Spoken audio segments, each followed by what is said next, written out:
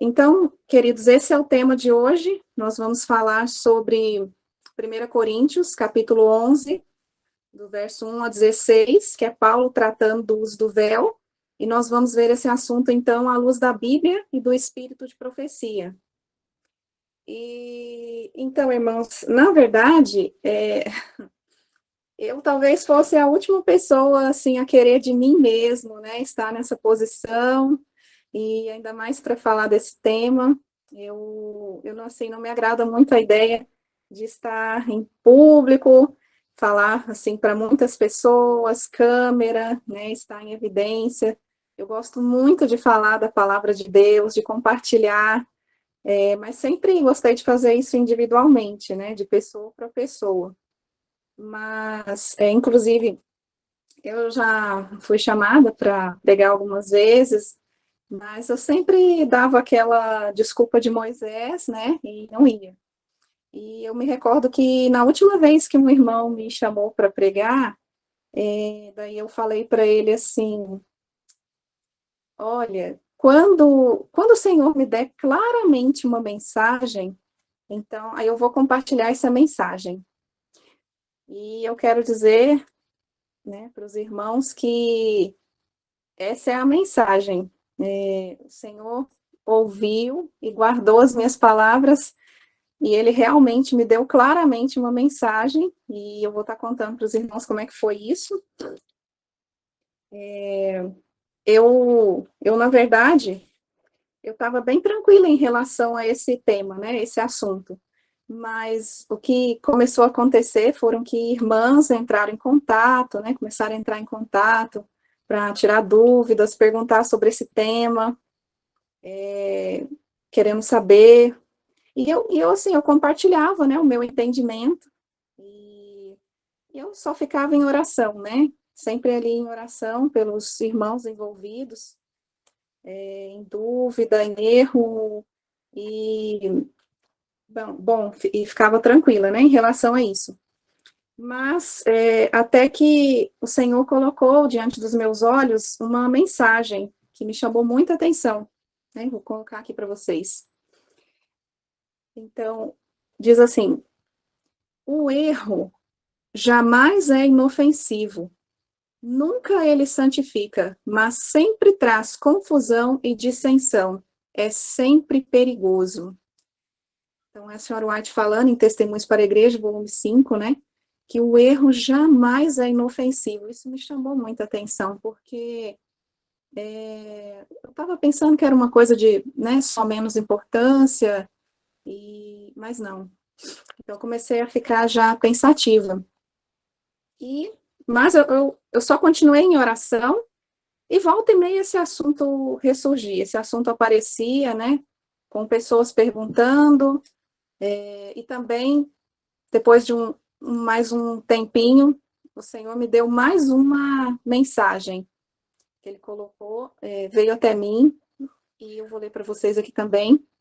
Está em Testemunhos para a Igreja, volume 5, página 676, e diz assim: se há erros claros entre seu povo, e os servos de Deus continuam em frente, indiferentes a isso, estão, por assim dizer, apoiando e justificando o pecador, e são igualmente culpados, incorrendo tão certo como ele no desagrado de Deus, pois serão tidos como responsáveis pelos pecados do culpado.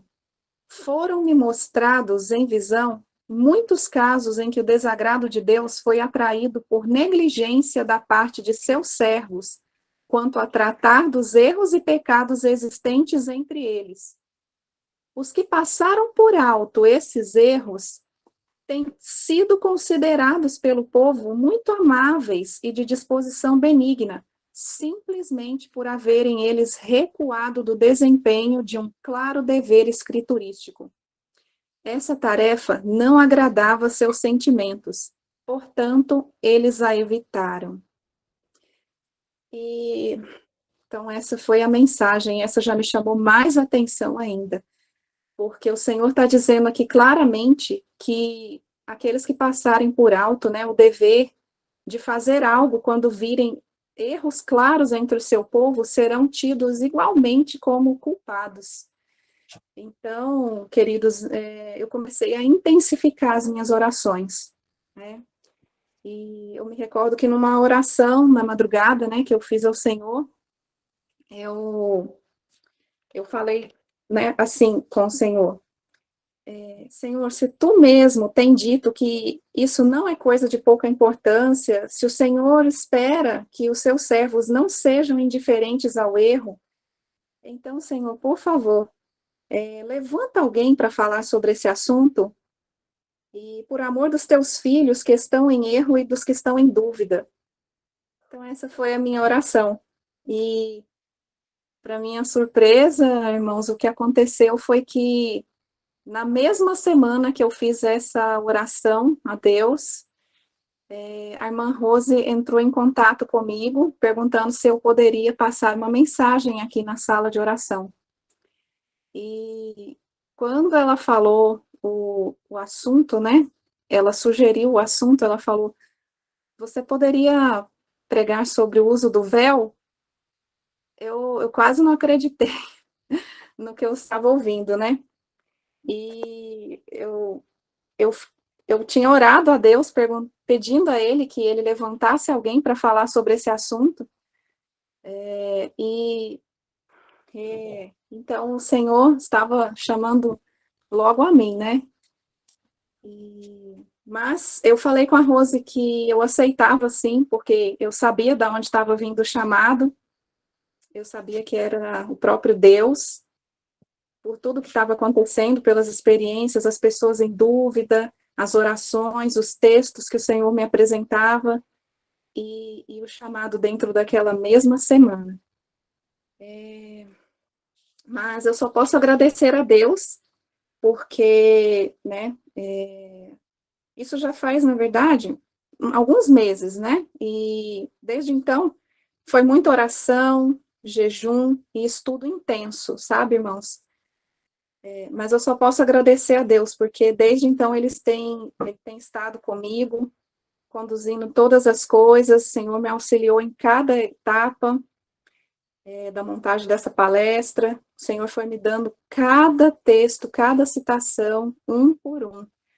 E eu louvo ao Senhor, né? E a Ele seja dada toda a honra, toda a glória e todo o louvor. Amém? Bom, queridos, então, vamos para a nossa introdução. Testemunhos para a Igreja, volume 5, página 703, diz assim: é vontade de Deus que todos os fundamentos e posições da verdade sejam acurada e perseverantemente investigados com oração e jejum. Os crentes não devem ficar em suposições e mal definidas ideias do que constitui a verdade. Então, esse é um grande motivo para a gente estudar, né? Esse assunto e outros, né? O Senhor não deseja que a gente fique em suposições e ideias mal definidas do que constitui a verdade, como vem acontecendo, né? Pessoas em dúvida. Então, por isso, vamos estudar esse assunto. Embora tenha muitas irmãs esclarecidas, né? Tem aquelas em dúvida, sem saber o que fazer. Vamos começar lendo e fazendo já algumas considerações nessa carta de Paulo aos Coríntios, capítulo 11, verso 1 a 6, e a Bíblia que eu vou estar usando aqui é a Bíblia versão King James, tá bem? Então, Paulo começa assim: sede meus seguidores, como também eu sou de Cristo. Verso 2, ora, louvo-vos, irmãos, porque vos lembrais de mim em todas as coisas e guardais as ordenanças como eu as entreguei a vós. Verso 3, mas quero que saibais que a cabeça de todo homem é Cristo, e a cabeça da mulher é o homem, e a cabeça de Cristo é Deus. Aqui Paulo está falando da ordem hierárquica estabelecida por Deus, e ele tem um propósito que ele vai deixar claro para a gente mais para frente. Verso 4. todo homem que ora ou profetiza, tendo sua cabeça coberta, desonra sua cabeça, que conforme ele acabou de falar, é Cristo, né?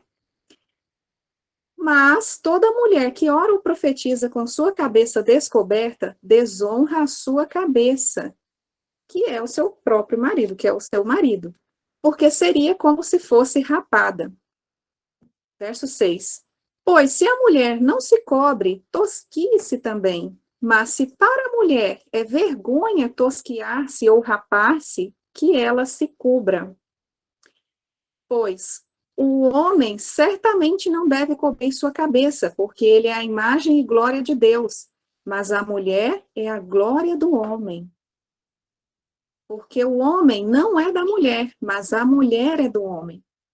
Bem, aqui Paulo está falando em termos da criação. Não é o homem que foi criado a partir da mulher, mas a mulher que foi criada a partir do homem. E ele está dizendo isso para mostrar a questão da submissão da mulher ao homem, né, ao seu marido, que, aliás, é o tema central do que Paulo está tratando aqui, é o princípio da submissão. Verso 9. Nem foi o homem criado por causa da mulher, mas a mulher por causa do homem, para lhe ser uma ajudadora idônea, não é assim que Deus disse? Verso 10. Por esta causa, a mulher deve ter poder, ou sinal de poderio, como algumas versões dizem, né? Sobre sua cabeça por causa dos anjos. Ou seja, sinal de que alguém tem poder, autoridade sobre ela. E o que isso tem a ver com os anjos? O uso do véu era importante não somente para dar testemunho às pessoas, mas também aos anjos presentes na reunião de oração, uma vez que a falta do véu naquele contexto demonstrava claramente insubmissão, rebeldia, que era um insulto a Deus e aos anjos também. Então, veja que, na verdade, era a insubmissão, a rebeldia em si, que era um insulto aos anjos presentes. Isso tem que ficar bem claro para a gente. Verso 11. Todavia, nem o homem é sem a mulher, nem a mulher é sem o homem no Senhor.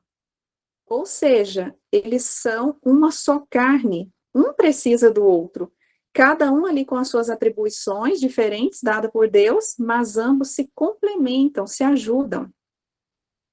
Verso 12. Porque como a mulher é do Senhor, assim também é o homem da mulher, mas todas as coisas de Deus. Então parece até um paradoxo, né? Que lá no verso 8, Paulo diz que o homem não é da mulher, e agora aqui no verso 12, ele fala que o homem é da mulher. Mas é que no verso 8, Paulo está falando que o homem não é da mulher em termos de sua origem na criação. E ele está nos lembrando dessa ordem porque ali ele estava tratando da questão da submissão. Já aqui no verso 12, tendo ele esclarecido a questão da submissão, agora ele se refere à origem de nascimento do homem, para deixar claro que não é porque a mulher deve ser submissa ao marido que ele é superior ou melhor do que ela. Inclusive, nós sabemos que, por esse motivo, foi que o Senhor tomou foi uma costela de Adão para criar a mulher, significando que ela não seria nem superior e nem inferior a ele, né, desculpa, mas que ambos deveriam andar lado a lado, mas, claro, a mulher respeitando a autoridade de seu marido. Verso 13, julgai em vós mesmos, é decente que uma mulher ore a Deus descoberta? Então, aqui é um convite de Paulo para nós mesmos raciocinarmos. Ou não vos ensina a mesma natureza, a própria natureza, né? Que é vergonhoso para um homem ter cabelo comprido? Mas, se uma mulher tem cabelo comprido, isso é glória para ela, pois seu cabelo lhe foi dado para se cobrir. Ou seja, Paulo nos convida a raciocinar e ele diz que, através do cabelo comprido da mulher, a própria natureza nos ensina que a mulher deve se cobrir, diferentemente do homem, que tem o cabelo curto. E tem algumas versões que dizem que o cabelo foi dado no lugar do véu ou em lugar de véu, e isso pode até gerar algumas interpretações errôneas das escrituras, né? Fazendo parecer que Paulo estava dizendo que um substitui o outro. Mas não é assim que está no original. Essa é até a importância, né, da gente consultar o texto original. A senhora White recomendou que usássemos a Bíblia na versão King James, é o mais próximo, né? No original, em inglês, está dizendo que o cabelo é dado a ela para uma cobertura. Vejam que Paulo está falando que é uma glória para ela, é honroso que a mulher tenha o cabelo comprido. Ou seja, é honroso para ela ter uma cobertura. Por isso que ele diz no verso 6 que se a mulher não quer se cobrir, que ela se tosquie, porque o cabelo a cobre, né? E então Paulo não estava falando que o cabelo substitui o véu, mas ele estava comparando o cabelo com um véu. E quando ele disse que a própria natureza nos ensina através do cabelo comprido da mulher, que cobre ela, que envolve ela, que isso já mostra que a mulher deve se cobrir, com isso ele deixa evidente outra coisa para a gente compreender aqui, que é como esse véu era usado. É importante, né, a gente compreender isso, vocês vão entender depois o porquê. Bom, da mesma forma que o cabelo é comparado ao véu, o véu tem que ser comparado ao cabelo. Ele diz que o cabelo comprido cobre a mulher. Ele cai sobre os ombros, envolvendo a mulher, não é assim? Da mesma forma era o véu, ele era colocado na cabeça e caía solto por sobre os ombros como o cabelo. Então, esse é o cobrir do véu. Porque a mesma natureza que por si só já mostrava que o cabelo comprido da mulher era como um véu, também automaticamente já apontava a forma como ele era usado, né? Então, não era qualquer coisa que a mulher colocava sobre a cabeça que servia de véu. Uma touca, um chapéu. Não, era o véu. Um tecido específico e uma forma específica de usar. Bom, e aí no verso 16, Paulo conclui: mas, se algum homem quiser ser contencioso, nós não temos tal costume, nem as igrejas de Deus. Ou seja, a instrução é essa: mulher, você deve se cobrir. Mas, se ainda assim alguém quiser criar contenda, Paulo nos diz que nós, cristãos, não temos tal costume. Costume do quê? De contender, de debater, nem as igrejas de Deus. Então, ele deu a orientação, encerrou o assunto, dizendo que não iria contender com quem quisesse ir contra. Essa é uma das conclusões, então, que nós tiramos até agora, né, desse texto, mas ainda tem mais informações importantes para a gente extrair aqui desses versos de Paulo. Vamos ler novamente o verso 2. Ele diz: ora, louvo-vos, irmãos, porque vos lembrais de mim em todas as coisas e guardais as ordenanças, como eu as entreguei a vós. Essa palavra ordenanças, que em algumas versões está como preceitos, nós buscamos no original e a palavra correspondente é paradosis, que é uma palavra grega, que é a mesma palavra usada lá em Mateus, capítulo 15, verso 2, e em Gálatas, capítulo 1, capítulo 1, verso 14, para se referir a tradições. Então, vamos ver aqui o que está escrito lá em Gálatas, depois em Mateus, que é Paulo, e depois Jesus falando a respeito das tradições. Gálatas primeiro, diz assim, capítulo 1, verso 14. É Paulo falando, ó. Eu superava na religião judaica a muitos dos meus companheiros na minha própria nação, sendo mais excessivamente zeloso das tradições de meus pais. Então, Paulo dizendo que ele era assim, zeloso das tradições. Agora, em Mateus, capítulo 15, verso 2 e 3, são os fariseus perguntando para Jesus, depois ele responde: por que transgridem os teus discípulos a tradição dos anciãos? E no verso 3, Jesus diz: por que transgredis vós também o mandamento de Deus por causa da vossa tradição? Veja que Jesus está dizendo que o importante não é a tradição, e sim o princípio. O princípio é que deve prevalecer, né? Muito importante termos isso em mente. Então, esse é um outro quesito importante para a gente considerar, que se tratava de uma tradição judaica. Vamos ler novamente agora o primeiro verso. Paulo diz: sede meus seguidores. Algumas versões dizem imitadores, que é a mesma coisa, na verdade, né? Como também eu sou de Cristo. E o que Paulo fazia, gente? Paulo se fazia de fraco para ganhar os fracos, né? Não é assim que está lá em 1 Coríntios, capítulo 9, verso 22? Foi Paulo mesmo quem disse. E algumas vezes, Paulo usou esse recurso para não escandalizar os novos na fé. Claro que sem envolver quebra de princípios, né? Um exemplo disso a gente encontra lá em Atos, capítulo 21, versos 17 a 26. Eu não vou ler tudo, mas eu vou resumir. Que é Paulo lá em Jerusalém, né? Para não escandalizar os judeus recém-conversos, que eram todos zelosos da lei cerimonial e dos costumes, ele aceitou passar pela cerimônia de purificação, raspando a cabeça e tudo mais. E ele aceitou até o sacrifício de um cordeiro em seu favor, sendo que Paulo, ele já cria na nova aliança, ele sabia que essas cerimônias já eram sem valor, que não tinham sentido algum.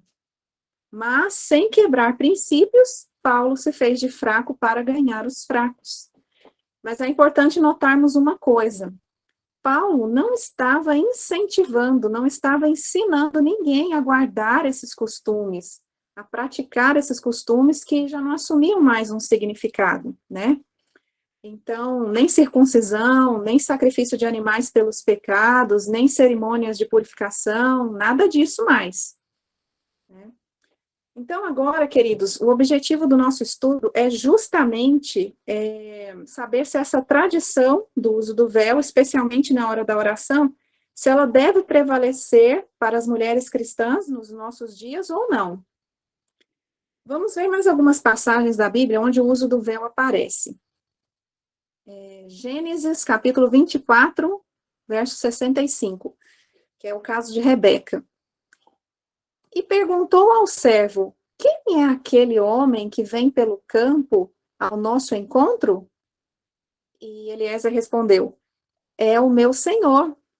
Então tomou ela o véu e se cobriu. É interessante que diante do servo, Rebeca se encontrava sem véu, né? E somente colocou o véu quando ela foi se aproximar de Isaque, em sinal de recato e respeito por aquele que agora seria seu marido. Vamos ver mais um exemplo. Êxodo, capítulo 34, verso 33, que é sobre Moisés. Tendo Moisés acabado de falar com eles, pôs um véu sobre o rosto. Aqui Moisés colocou um véu com o objetivo de velar a sua face, pois ela resplandecia muito com o brilho da glória de Deus, e os israelitas não estavam suportando olhar para o rosto de Moisés sem o véu, né? Então ele usou desse recurso.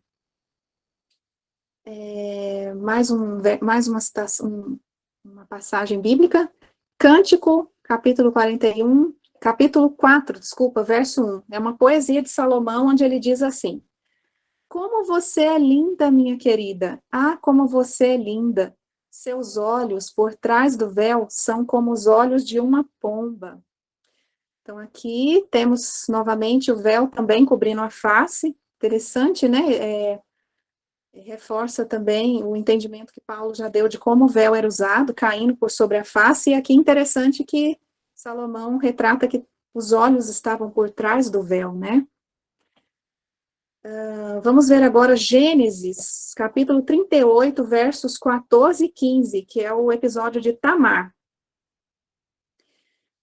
Então, verso 14, então ela, Tamar, despiu as vestes de sua viuvez e, cobrindo-se com um véu, se disfarçou e se assentou à entrada de Enaim, no caminho de Timna, pois via que Selá já era homem e ela não lhe fora dada por mulher. Vendo-a Judá, teve-a por meretriz, pois ela havia coberto o rosto. Então, olha só que interessante como nesse último contexto, o uso do véu assume um significado totalmente oposto ao de uma mulher honrosa e submissa dos versos anteriores, não é verdade? Tamar, ela cobriu o rosto com véu e por isso ela foi confundida com uma prostituta. Se lá no contexto das mulheres de Corinto fosse um costume das prostitutas cobrir o rosto com véu, é claro que Paulo não recomendaria o seu uso para elas, né? Então, vamos observando aí todos esses detalhes. Agora vamos ver o que a senhora White diz em Testemunhos para a Igreja, volume 1, página 188. Foi-me apontado o antigo povo de Deus, e pude comparar o seu vestuário com a moda desses últimos dias. Que diferença, que mudança! As mulheres de outrora não eram tão ousadas como as de hoje, quando em público elas cobriam o rosto com um véu. Olha, então, veja que aqui a irmã White, ela está falando como era expressada a modéstia cristã pelas mulheres no tempo do antigo Israel, né? Ela está dizendo bem claro, foi-me apontado o antigo povo de Deus. Ela não está falando de um tempo próximo ao tempo que ela viveu, né? Ela está trazendo lá para os dias de Paulo mesmo, aquela época. E se nós continuarmos lendo um pouquinho mais para frente, o que ela escreveu na mesma página ainda, agora ela vai trazer para os dias dela. Ela vai comentar qual era a forma usada pelas mulheres no dia dela para expressar a modéstia, que inclusive é um princípio que está ligado à submissão das mulheres, né? Ela diz assim: se o professo povo de Deus não se houvesse afastado tanto dele, haveria agora marcante diferença entre seu vestuário e do mundo. As toucas pequenas, expondo a face e a cabeça, mostram falta de modéstia. Então, veja que agora, nos dias da senhora White, o costume já não era mais cobrir o rosto com véu como o antigo povo de Deus, mas sim usar toucas. E é interessante também notar que ela fala aqui de modéstia, né? Ela nem mencionou a submissão. E eu fiz uma pesquisa na internet para ver aqui o que seriam essas toucas usadas na época da senhora White. Eu encontrei algumas gravuras e coloquei uma aqui para a gente poder ver junto, ó. Então, essas eram as toucas que as mulheres costumavam usar no século XIX, que foi o tempo que a irmã White viveu. E aqui, ó, nesse exemplo, nós vemos aqui essa de azul, que uma touca cobre todo o cabelo e não deixa tão evidente o rosto. Já a outra touca é como a senhora, é pequena, né? É como a senhora White comenta, expõe bem a face e a cabeça, para o costume da época, né? E depois, como todos nós sabemos, essas toucas deixaram de fazer parte da cultura e caíram em desuso também. Agora, gente, o princípio da modéstia, o princípio da reverência, da submissão, permanece inviolável, né? Mas o método de expressar esses princípios é que muda muito de lugar para lugar e de tempo para tempo. Conforme nós acabamos de ver aqui, né? Em dois contextos de tempo e de lugares diferentes na própria Bíblia e depois no espírito de profecia. Ao fazer essa pesquisa sobre as toucas, né, que as mulheres costumavam usar no tempo da senhora White, eu me deparei com uma curiosidade que eu achei bem interessante trazer para o nosso estudo aqui. A época que a irmã White viveu era chamada de Era Vitoriana, porque era a Rainha Vitória que estava reinando lá na Inglaterra nessa época, e nessa época que vai de 1837 a 1901, e nesse período, gente, era um costume o uso de roupas pretas. Olha só o que diz um site que eu encontrei aqui, que relatou algumas curiosidades da época. A gama de cores que vai permear o guarda-roupa feminino no século XIX tinha a predominância do branco e do preto. Essa era uma ideia que, de certa maneira, retomava conceitos da reforma protestante. O preto era sinal de luto e piedade, de uma vida regrada voltada a Deus, humilde e simples. Na corte espanhola, por exemplo, o preto estava associado à austeridade e piedade, o mesmo ocorrendo em países protestantes como a Holanda. Então, aqui temos a fonte, né, para quem quiser ver depois. E um outro site que eu encontrei dizia assim, ó, o preto foi também a cor do puritanismo e da reforma protestante, que requeria roupas simples, sóbrias e discretas. Teólogos como João Calvino e Philippe Melanchthon desaprovavam as ricas cores e decorações dos interiores das igrejas católicas, consideradas por eles como ostensivas e distantes dos valores da humildade e do sacrifício. Volta um slide, por favor, querido.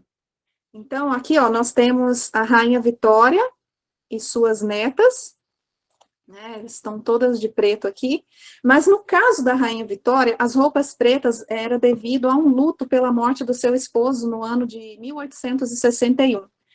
Ela ficou de luto para o resto da vida dela, aproximadamente uns 40 anos, e nunca mais ela tirou as vestes pretas. E daí veio essa tradição da roupa preta para o luto. Mas entre os protestantes tinha também essa conotação que a gente acabou de ver. Inclusive, né, eu até sempre me perguntava por que será que a senhora White sempre estava de preto, né? Eu não sei se é exatamente por isso, né, mas o costume da época era aquele, e pode ser que sim. Então, eu separei aqui algumas fotos para a gente poder ver. A senhora White, junto com vários irmãos, numa conferência. Eu creio que a senhora White é essa na terceira fileira, de baixo para cima. Não dá para ver muito nítido, né? Mas aqui tá, essa foto é do acervo, né, das fotos da senhora White. Ela está aqui entre os irmãos também. A foto de baixo, a próxima foto. Vamos para a próxima foto. Aqui, ó, a senhora White está no centro com uma Bíblia na mão, entre os irmãos aqui. A gente vê a predominância, né, das roupas pretas. Então, gente, o preto era a cor da reforma protestante, né? Mas hoje, o uso da cor preta nas vestes não tem mais essa conotação. Qualquer um hoje em dia usa roupas pretas, inclusive os roqueiros, né? Perdeu-se esse simbolismo do preto para os cristãos protestantes. Mais uma foto, ó. A senhora White aqui com a irmã dela, a irmã gêmea, Elizabeth. Então, nós estamos vendo que a questão cultural existe, né? E ela precisa ser levada em consideração. Eu me recordo, inclusive, né, que uma certa ocasião, alguns anos atrás, um amigo esteve nos visitando na roça e ele ficou conhecendo uma de nossas irmãs. E aí, depois do encontro, né, num outro momento, ele perguntou assim, né, para mim, aquela irmã, ela é gótica? Daí eu falei, não, por quê? Daí ele falou assim, porque ela estava toda de preto, de blusa preta, saia preta, calçado preto, tudo. Então, gente, embora ela não tenha nada a ver com o grupo dos góticos, ela foi, né, pela sua apresentação, foi confundida. Então, nós precisamos tomar cuidado, inclusive, com qual a mensagem nós estamos passando, né? Porque a gente pode estar pretendendo passar uma mensagem, na verdade, está passando outra. Bem, vamos ver agora aqui mais um exemplo no espírito de profecia sobre essa questão cultural, né? Como Deus lida com isso. O uso da aliança. Em Testemunhos para Ministros, página 180, a senhora White diz assim: alguns se têm preocupado com o uso da aliança, achando que as esposas de nossos ministros se devem conformar com este costume. Tudo isto é desnecessário. Possuam as esposas de ministros o áureo elo que as liga a Jesus Cristo, um caráter puro e santo, o verdadeiro amor e mansidão e piedade que são os frutos produzidos pela árvore cristã. E certa será em toda parte sua influência. O fato de o descaso desse costume ocasionar comentários não é boa razão para adotá-lo. Os americanos podem fazer compreender sua atitude com o declarar positivamente que esse uso não é obrigatório em nosso país. Nós não precisamos usar este anel, pois não somos infiéis a nosso voto matrimonial, e o trazer a aliança não seria prova de sermos fiéis. Sinto profundamente esse processo de fermentação que parece estar em andamento entre nós, na conformidade com o costume e a moda. Nenhum centavo deve ser gasto com esse aro de ouro para testificar que somos casados. Nos países em que o costume for imperioso, não temos o encargo de condenar os que usarem sua aliança, que o façam, caso possam fazê-lo em boa consciência. Não achem, porém, nossos missionários que o uso da aliança lhes aumentará um jota ou um tio a influência. Então, veja que aonde o uso da aliança não é obrigatório, não é um costume, ela desencorajou o uso. Já em países que têm esse costume, ela diz que pode ser usada caso a pessoa tenha uma boa consciência, né? E eles não têm o encargo de condenar. Porque, na verdade, irmãos, não é o fato de alguém usar uma aliança que torna a pessoa casada ou fiel a alguém.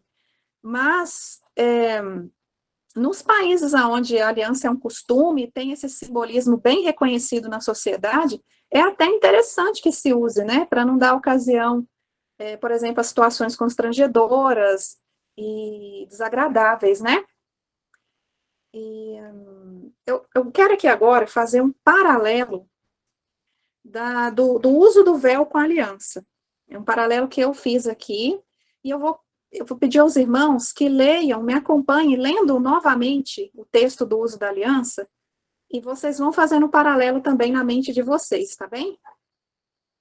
Então, vou ler aqui o paralelo que eu fiz. Alguns se têm preocupado com o uso do véu, achando que as mulheres que são submissas a seus maridos se devem conformar com essa tradição. Tudo isso é desnecessário.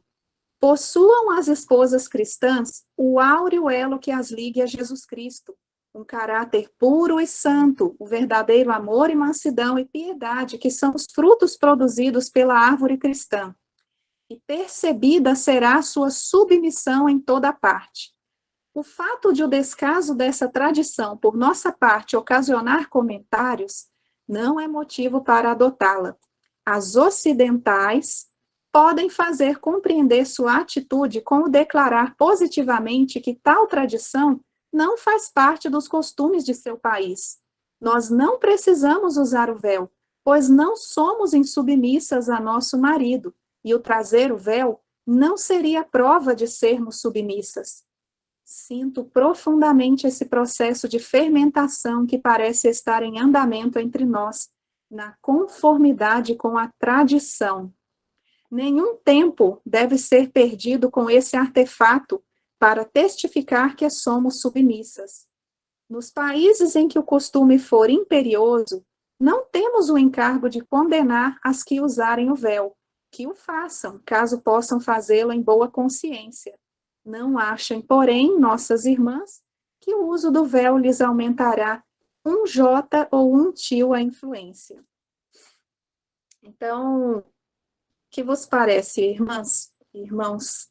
Fica bem claro, né? Fazendo esse paralelo, a gente consegue perceber que tem toda a relação de uma coisa com a outra, por ser cultural, né?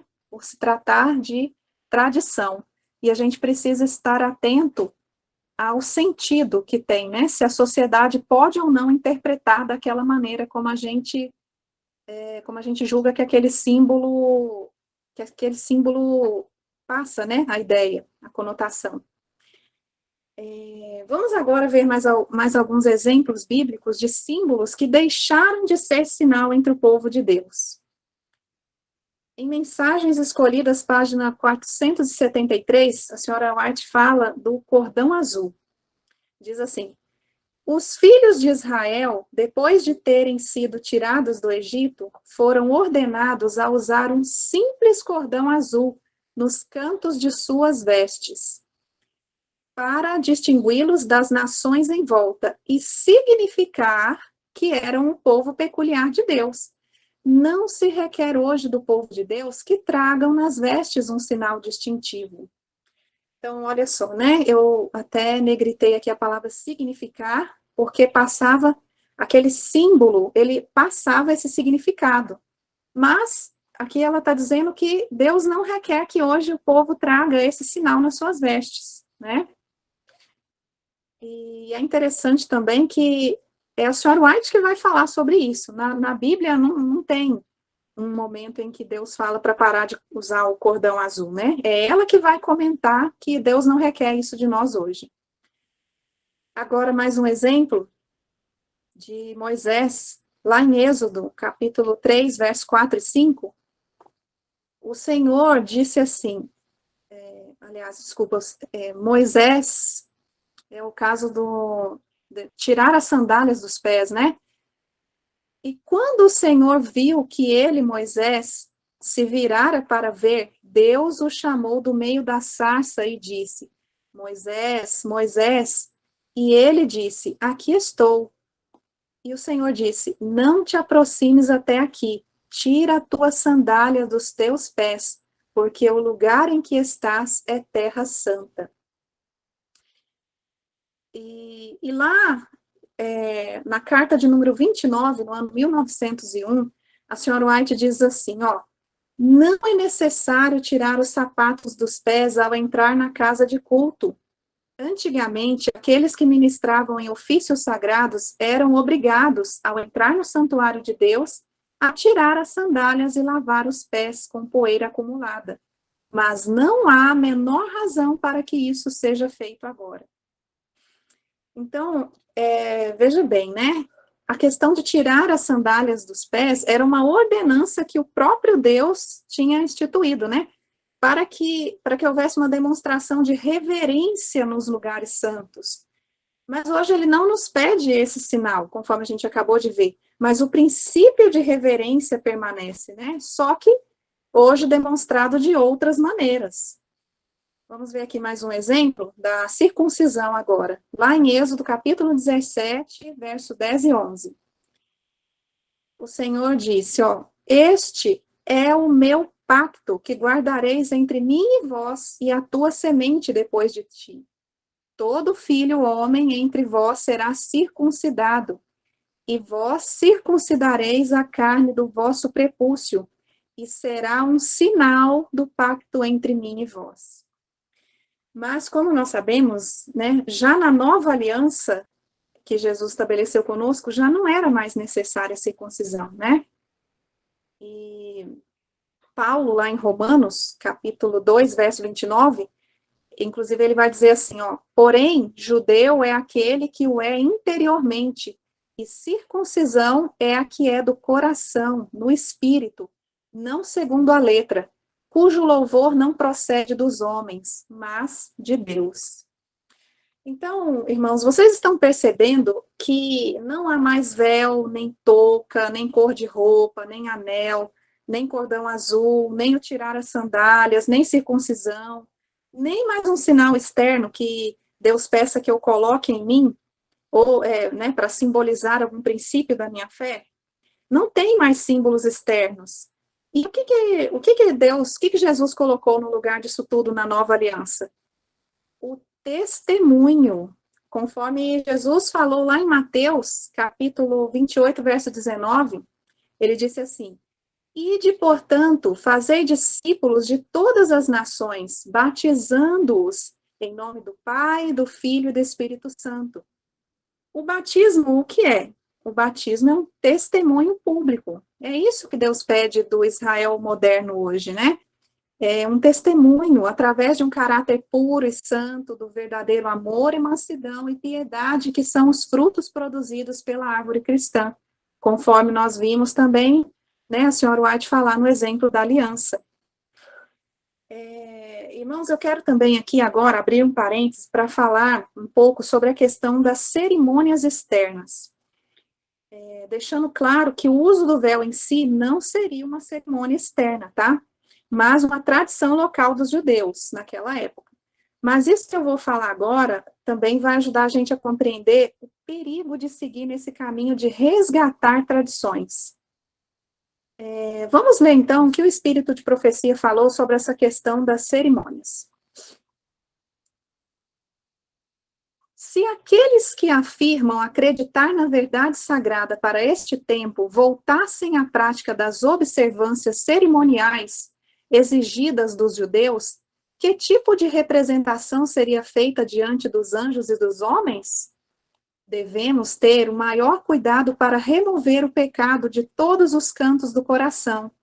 Aqueles que, em lugar de purificar o templo da alma, realizam cerimônias externas, pensando que estas os recomendarão a Deus, encontrar-se-ão envoltos em trevas espirituais, assim como os judeus. Aqueles que colocam tais provas ao povo de Deus hoje apenas confundem a mente, colocam as obras no lugar da verdade preciosa, fazendo com que elas tomem o lugar da religião, do coração e da vida. Recebi do Senhor a advertência para dar às igrejas adventistas do sétimo dia. Ele me instruiu que Satanás é o inventor de fábulas sem importância e sem sentido, que ele apresenta às mentes humanas para eclipsar as grandiosas, enobrecedoras e purificadoras verdades para esse tempo. O inimigo se empenha a favor dessas miseráveis invenções para rebaixar os princípios sagrados da verdade, distrair a mente da verdade salutar para cerimônias enganosas. Então, esse texto está numa carta de número 29, que a própria senhora White escreveu no ano de 1901. Irmãos, por que eu abri esse parênteses aqui?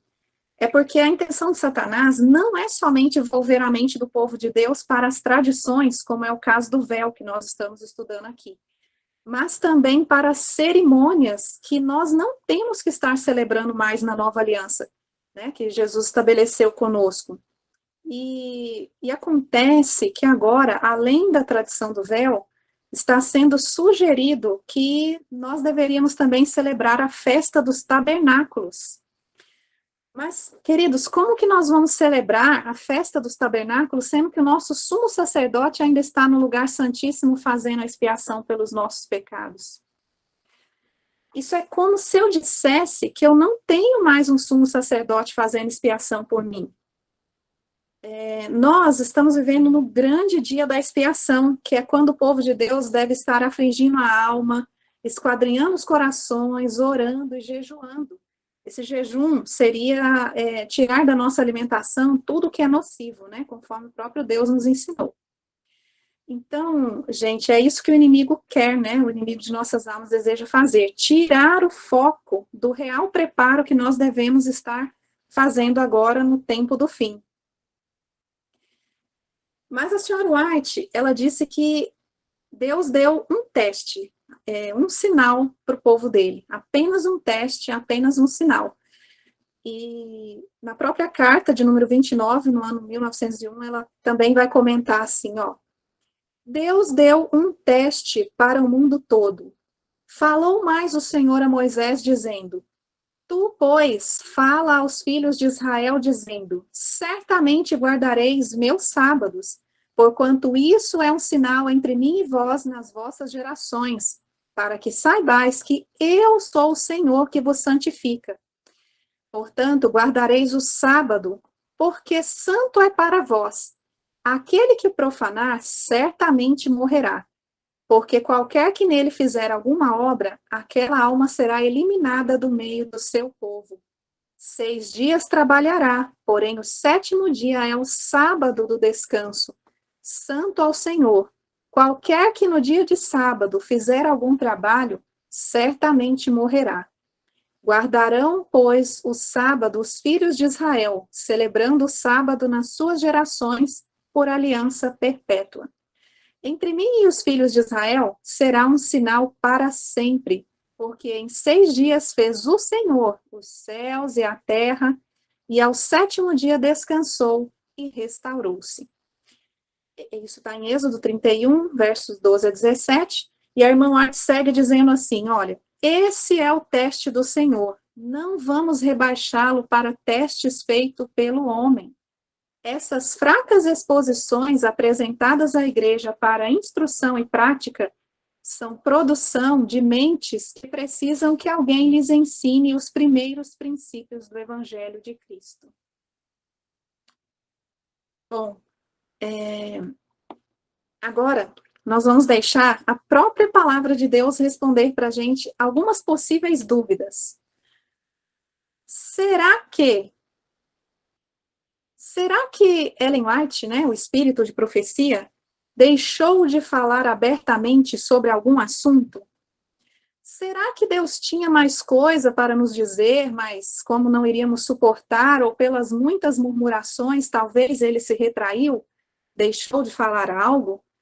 Será que houve um período de silêncio e a luz sobre a reforma do vestuário havia ficado incompleta? Será que devemos confiar nas nossas sensações, nos nossos sentimentos?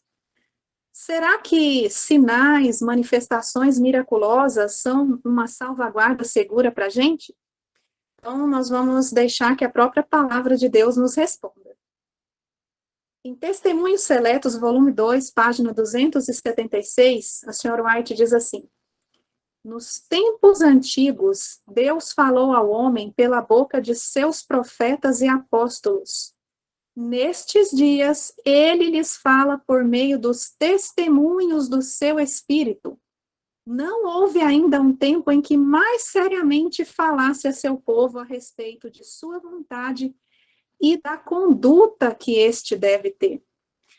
Então, olha só, né? Ela diz que hoje, antes o Senhor falou pela boca dos profetas e dos apóstolos, mas hoje, irmãos, nos nossos dias, o Senhor nos fala mais especialmente, né, por meio dos seus testemunhos, ou seja, o espírito de profecia, né, e não houve um tempo em que mais seriamente ele falasse ao seu povo, ou seja, não tem nada que o Senhor deixou de falar, porque ele deixou tudo esclarecido a respeito da sua vontade e da conduta que o seu povo deve ter nesses últimos dias, né? Fica bem claro aqui. Mais um texto dela, que está em Caminho a Cristo, página 89. As grandes verdades indispensáveis para a salvação se acham reveladas com a clareza da luz meridiana, e ninguém errará nem perderá o caminho, a não ser os que seguirem seu próprio juízo em vez da vontade de Deus claramente revelada. Então, ela está dizendo aqui, ela até usa aqui clareza da luz meridiana, né, que o meridiano é onde incide maior luz, e ela diz que a vontade de Deus, né, as grandes verdades indispensáveis para a salvação do seu povo se acham ali reveladas com a clareza da luz meridiana. Então, está tudo ali para que não fique dúvida. Tem que estar revelado e está, né, com a clareza da luz meridiana, né. Próximo slide. A senhora White também diz em Testemunhos para a Igreja, volume 5, página 678. Desde o início do meu trabalho, fui chamada a dar um testemunho claro, um testemunho direto e claro, a reprovar erros e não omitir nada de ninguém. Uma outra versão, né, uma outra tradução que eu encontrei, diz assim, ó, achei interessante colocar. Desde o início de minha obra, fui chamada a dar um testemunho claro e incisivo para reprovar os erros, para não poupar. Então, está bem claro aqui, né, que cai por terra aquela possível argumento de que o Senhor talvez tenha ocultado, né, talvez tenha se retraído, omitido, deixado de falar. Aqui ela diz que o trabalho dela, que ela foi chamada a dar, é um testemunho direto e claro para reprovar, não omitir, não poupar. Né? Mais uma citação. Ninguém precisa temer que eu faça da reforma do vestuário meu principal assunto enquanto viajamos de lugar em lugar. Aqueles que me ouviram falar sobre esse assunto agirão segundo a luz que lhes foi dada. Cumpri meu dever, dei meu testemunho. Os que me ouviram e leram o que escrevi, devem agora assumir a responsabilidade de receber ou rejeitar a luz dada. Olha que interessante. Então, ó, ela escreveu isso no volume 1 ainda, né, do Testemunhos para a Igreja. E lá no volume 1 dessa obra dela, ela já fala que ela cumpriu o dever, que a luz foi dada, ela deu o testemunho. fica bem claro pelas próprias palavras dela que ela falou tudo o que tinha para falar. Nada foi ocultado, irmãos. Inclusive, né, a luz foi dada com muita riqueza de detalhe, como ela diz, né, clareza da luz meridiana. A senhora White, ela falou sobre a harmonia nas cores, ela falou sobre o bom caimento, simplicidade, a qualidade do tecido, ela destacou até o comprimento, e ela disse que 23 centímetros de distância do chão estaria em harmonia com a luz que ela recebeu, né? E eu achei interessante esses 23 centímetros, né? Isso me remete à exatidão do que Deus requer de nós. Por que não 30, 20, 25? Por que 23 centímetros, né? Então, Deus é muito exato no que Ele pede de nós. E, então, irmãos, esse suposto silêncio que argumentaram que houve aí, não tem nada que ver com a luz ter ficado incompleta. Ellen White, na verdade, ela fez semelhante a Paulo. A luz foi toda dada, ela cumpriu o dever dela, e ela agora não iria ficar repetindo, contendendo. É apenas isso. Agora, com relação a experiências sensoriais, né? Então, gente, eu tomei conhecimento que foi feito um convite para as mulheres experimentarem colocar o véu na hora de orar, que elas iriam sentir algo diferente, e eu soube que tinha gente, mulheres, né, relatando que resolveram fazer a experiência e que realmente experimentou uma sensação diferente, algo que não tinha sentido antes, enfim, né? Então, o que a palavra de Deus adverte sobre isso? Mente, caráter e personalidade, a senhora White vai dizer assim, volume 1. Os sentimentos são muitas vezes enganadores. As emoções não são salvaguarda segura, pois são variáveis e sujeitos a circunstâncias externas. Muitos são enganados por confiarem em impressões sensacionais. Em Mente, Caráter e Personalidade, volume 1 também, na mesma página ela diz, os filhos de Deus não devem sujeitar-se a sentimentos e emoções. Muito claro, né? E quanto a manifestações, quem sabe de anjos, nós devemos confiar? O que Deus fala para nós, né? Lá em Testemunhos para Ministros, página 472, diz assim, essa aqui é uma fala de Satanás, tá? Ele diz, devemos trabalhar por meio de sinais e maravilhas para lhes cegar os olhos quanto à verdade e levá-los a pôr de lado a razão e o temor de Deus e a seguir os costumes e tradições. Gálatas 1:8 diz, mas ainda que nós, ou mesmo um anjo vindo do céu, vos pregue evangelho que vá além do que vos temos pregado, seja anátema. Mensagens Escolhidas, volume 2, página 48. Não nutra ninguém a ideia de que providências especiais ou manifestações miraculosas devam ser a prova de genuidade de sua obra ou das ideias que defende. Aqui, essas providências especiais, elas podem ser, por exemplo, né, pessoas de vários lugares entrando em contato, dizendo que Deus tem falado com elas sobre o uso do véu, que elas já aceitaram essa luz já há algum tempo, né? Mas, segundo as orientações que Deus deu, né, que nós estamos vendo aqui, nós podemos confiar nessas providências especiais?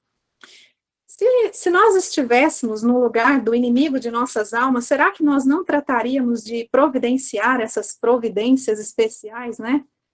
Claro que sim, né? Isso não é difícil para o inimigo, ele precisa, né? Aliás, ele precisa arrumar essas coincidências, essas providências para fazer com que a pessoa acredite naquilo, né? Então, a palavra de Deus é a nossa salvaguarda segura. A senhora White diz também, em Mensagens Escolhidas, volume 2, página 29, em tempos passados, alguns entre os crentes tinham grande fé em estabelecer sinais pelos quais decidir seu dever. Alguns tinham tal confiança nesses sinais que homens foram tão longe que trocaram de esposas, trazendo assim adultério para dentro da igreja. Então, olha quão longe os homens foram confiando nos sinais, né? Em vez de confiar na palavra de Deus, no que está revelado, não ir além da revelação, eles estabeleciam sinais. Ah, se isso acontecer, é porque, né? Então, eu tenho que fazer tal coisa, né? E eles foram tão longe que trocaram de esposas, trazendo adultério para dentro da igreja. Vamos ver aqui agora quais foram as únicas vezes que Ellen White disse ter sido necessário o uso do véu nos seus dias, tá bom? Em Cartas e Manuscritos, volume 12, no ano de 1897, a senhora White diz assim, ó, a reunião de Melbourne não precisa de ser adiada para dezembro, quando as moscas são tão incômodas que há necessidade de homens e mulheres usarem véus. A picada dessas moscas é muito venenosa. Então, qual foi o motivo que ela falou que precisaram usar véus, inclusive homens, né? Para se proteger das moscas venenosas. Esse, né, o único motivo de estarem com véus ali.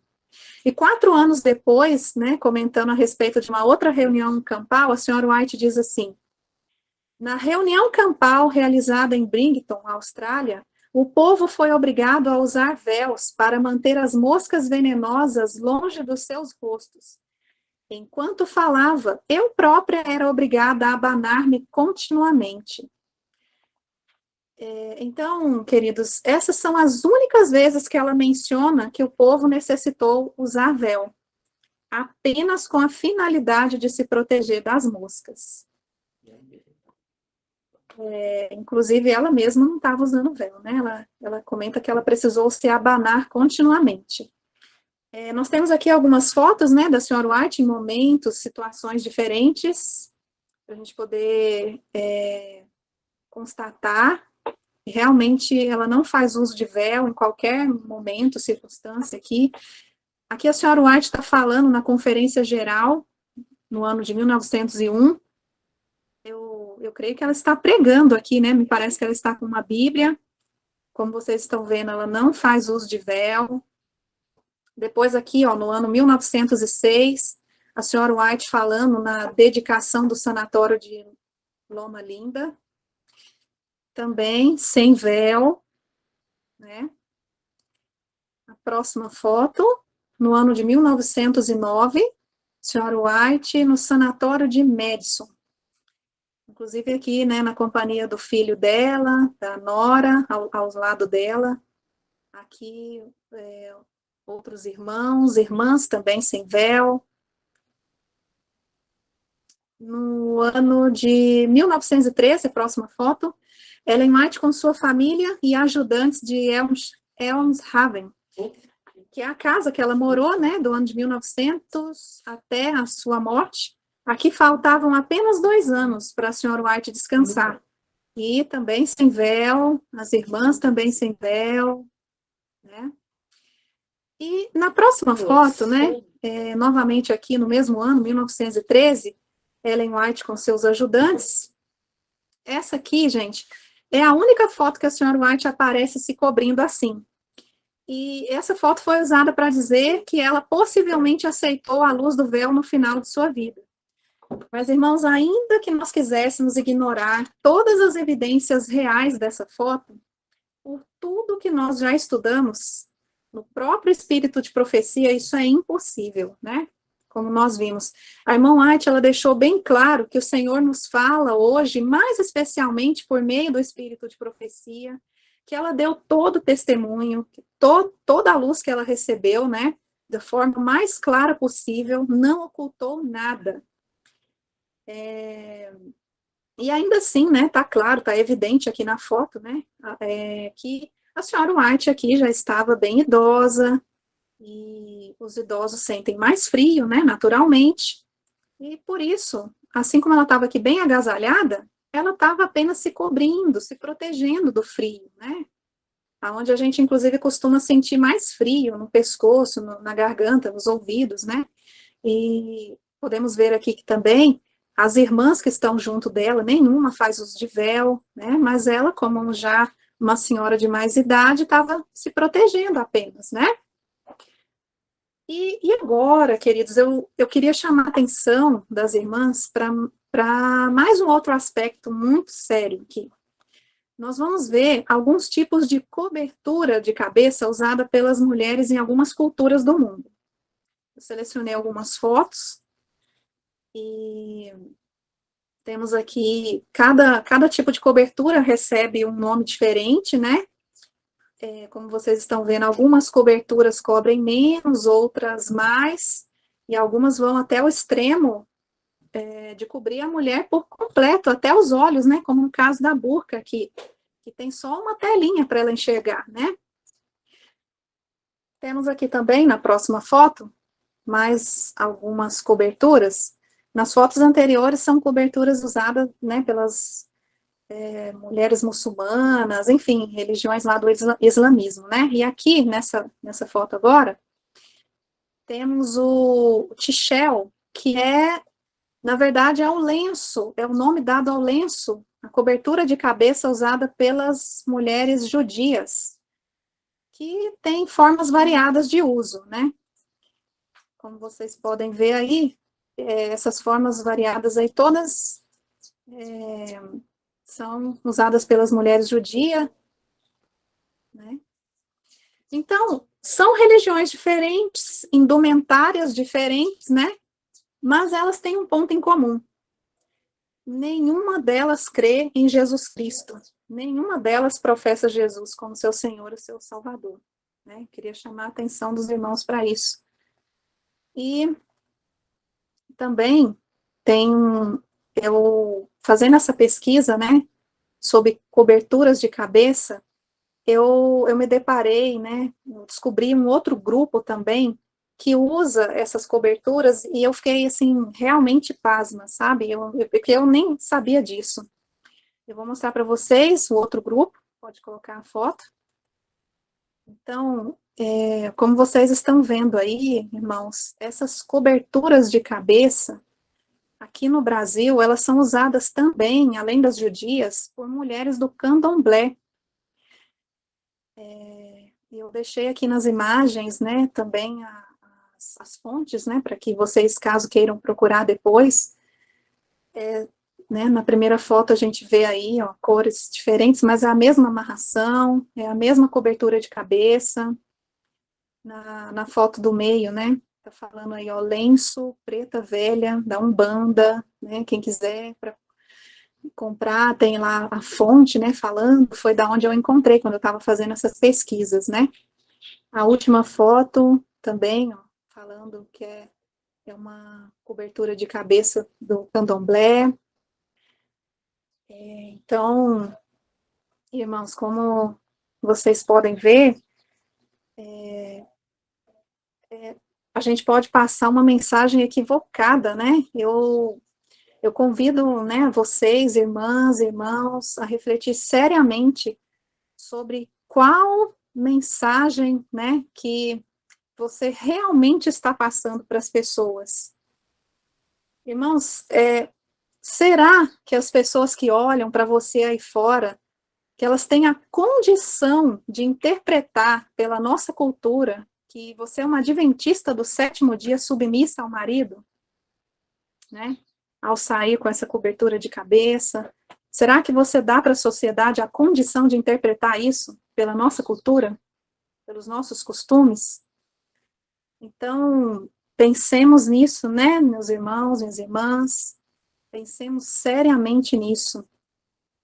E eu gostaria agora, né, de encerrar esse nosso estudo com as seguintes palavras de Deus para nós através da sua serva. Em Testemunhos para a Igreja, volume 1, página 457, e depois em Manuscritos 101. A senhora White diz assim: não se deve dar aos descrentes nenhuma ocasião de desonrar nossa fé. Somos considerados estranhos e singulares, e não devemos adotar uma conduta que leve os descrentes a pensar que o somos mais do que nossa fé requer que sejamos. Proceda o povo de Deus de tal maneira que o mundo veja que os adventistas do sétimo dia são um povo inteligente, pensante, cuja fé se acha baseada em fundamento firme e não em confusão. O povo tem fome do pão da vida, não lhes ofereçais uma pedra. Muito sério, né? O povo tem fome do pão da vida, não lhes ofereçais uma pedra. Então, minhas queridas irmãs, meus queridos irmãos, meu desejo, minha oração é que nós possamos, pela graça de Deus, compreender e aceitar que o véu já foi removido. Amém? O véu já foi removido. E essa, então, é a mensagem, né, do Senhor para nós nessa manhã. Eu espero que possa ter sido útil, que possa ter esclarecido aí dúvidas, que possa ter ampliado a luz, né? E é isso, meus irmãos. Que Deus abençoe cada um de vocês, que Deus dê discernimento, que Deus dê clareza, sabedoria para cada um proceder da forma correta, né? Da forma que possamos melhor honrar, glorificar o nosso Deus. Lembrando, né, também que, como foi falado lá no início, o erro jamais é inofensivo, nunca ele santifica, mas sempre traz confusão e dissensão, é sempre perigoso.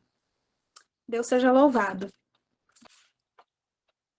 Querido Deus, querido Pai que estás no céu, Deus de Abraão, de Isaque, de Israel, nosso Deus, a Ti e somente a Ti seja dada toda a honra, toda a glória e todo o louvor. Pai, nos ajoelhamos, nos colocamos na Tua santa presença, reconhecendo nesse momento a Tua total autoridade sobre nós e a nossa submissão a Ti, Senhor, a nossa total dependência de Ti. E Te agradecemos, Senhor, pela luz que o Senhor tem nos dado, com a clareza da luz meridional, Pai. Obrigado por não nos deixar em trevas. Obrigado pelo espírito de profecia, Senhor, que vem ampliar toda a luz, que vem, não deixa, Pai, nenhuma dúvida.